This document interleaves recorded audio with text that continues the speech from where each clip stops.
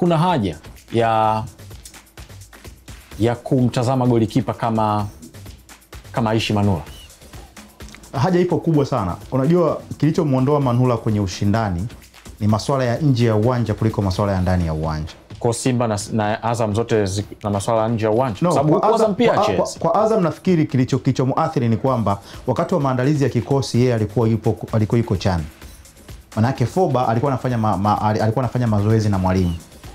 Lakini Fofana mbona alikuja baadaye? Yes, Fofana ni faida zaidi kwa mwalimu kwa sababu mwalimu anamfahamu na alikuwa anafanya naye kazi. Kwa mwalimu anamfahamu Fofana wakiwa wote Al Hilal. Amemwona Foba kwenye pre-season, lakini Aishi Manula hajamuona sehemu yoyote. Sio kile aleka vizuri manake yeye hajamuona na Simba. No, sasa hiyo ni history. Mwalimu anaangalia the current form. Kwa hiyo anamfahamu Fofana, anamuona Foba, alikuwa kwenye pre-season yote alikuwa Foba. Basi kama hoja ni current form sasa. Hatuna haja ya kwenda naye. Yes, maana yangu ni nini?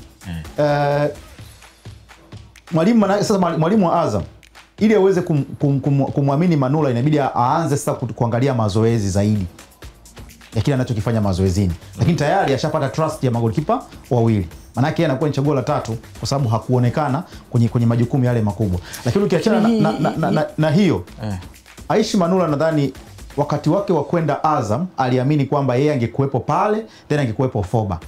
Hakufahamu kama kutakuwa kuna usajili mwingine wa Fofana.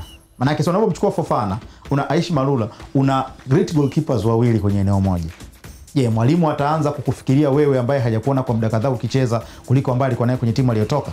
So hilo pia linakuwa ni swali jingine. Nafikiri kwa maslahi ya taifa sasa, Azam wanaweza wakafanya jambo moja, wakamtoa Aishi Manula kwa mkopo kwenye timu nyingine katika dirisha hili dogo.